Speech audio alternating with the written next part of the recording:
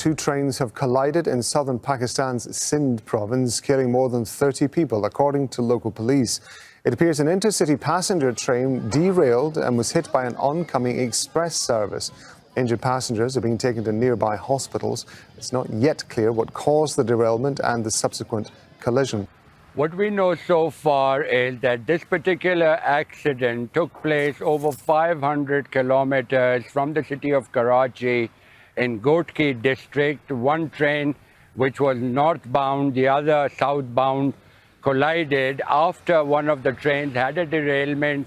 Some of the bogies were lying on the adjacent track when the southbound train hit that with full impact.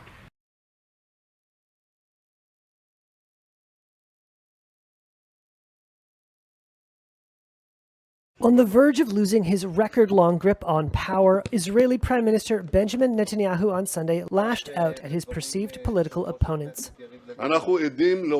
We are witnessing the greatest election fraud in the history of the country.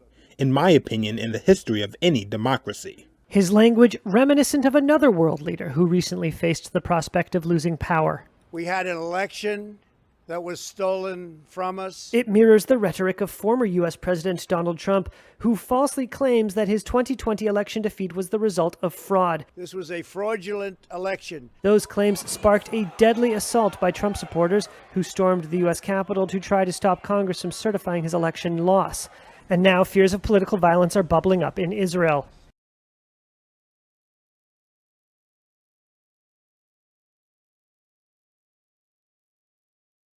Nearly 2 weeks after the Egypt-brokered truce between Israel and Palestine was put in place, tensions are simmering in the contested neighborhood of Sheikh Jarrah in East Jerusalem yet again. Two prominent activists, a brother-sister duo, was arrested by the Israeli police. They were released after long hours of detention. Siblings Muna and Muhammad Al-Kurd are prominent activists from Sheikh Jarrah, an area which has now become a flashpoint for protests in recent weeks. They are leading campaigners advocating the rights of Palestinians with thousands of followers. The pair has now been at the forefront of a social media movement against forced expulsions of Palestinians in the occupied East Jerusalem. 23-year-old Muna Al-Kurd was taken into custody from her home. The police stormed the house and forced the twins out in a barbaric manner. And footage on your screens shows the 23-year-old Muna handcuffed and being escorted from her home by Israeli officers.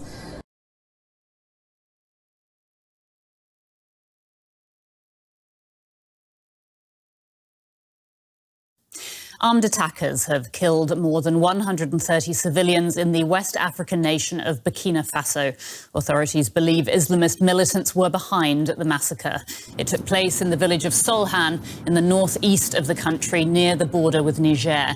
It's the deadliest attack in the country since Islamist violence erupted in 2015. The fighting has displaced more than 1 million people in Burkina Faso.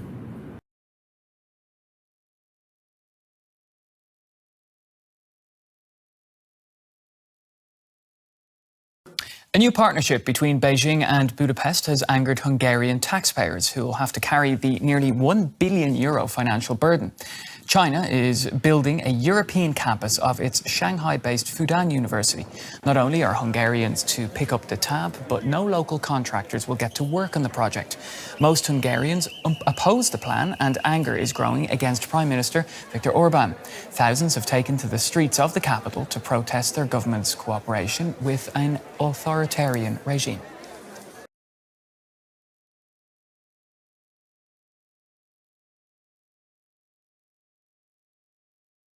A Nigerian militant Islamist group, Boko Haram's leader Abu Bakr Shekau, is dead, according to reports. The reports of Shekau's death had emerged 2 weeks ago, and now the Islamic State West African province has confirmed the death of the rival group's leader. Abu Bakr Shekau died after detonating an explosive device.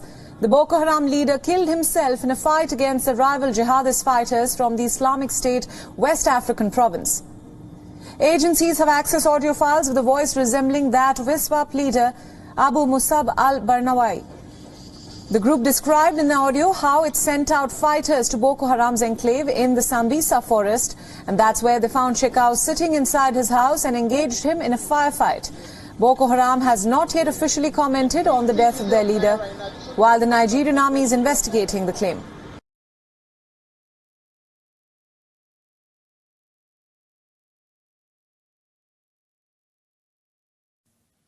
Judges in the Netherlands are beginning hearing evidence against 4 men suspected of being behind the downing of Malaysia Airlines Flight MH17 over eastern Ukraine nearly 7 years ago. The 3 Russians and a Ukrainian national are still at large. They're facing murder charges in absentia. All 298 people on board MH17 died when the plane was shot down. Families of the victims are bracing to hear painful details.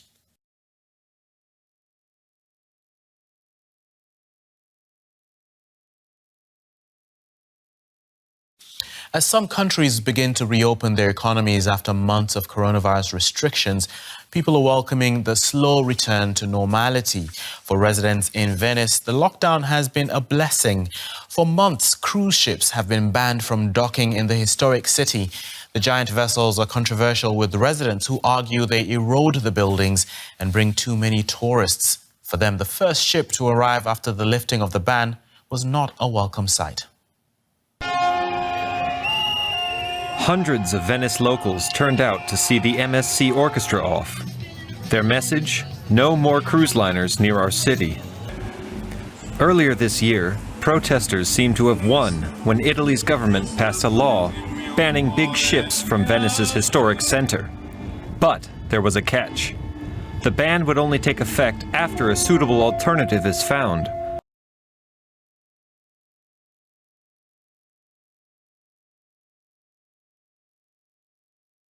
The Queen Mary is in such bad shape it needs immediate repair or it's in danger of actually sinking. That is the conclusion of a new report from a naval architecture firm hired by the city of Long Beach. The inspection report finds very few repairs have been made over the last 5 years, leaving the historic vessel vulnerable to flooding or capsizing. The report says the city needs $23 million for urgent safety repairs to keep the ship viable over the next 2 years. That is on top of the more than $20 million Long Beach has already spent on the Queen Mary. In January, the current operator of the ship filed for bankruptcy.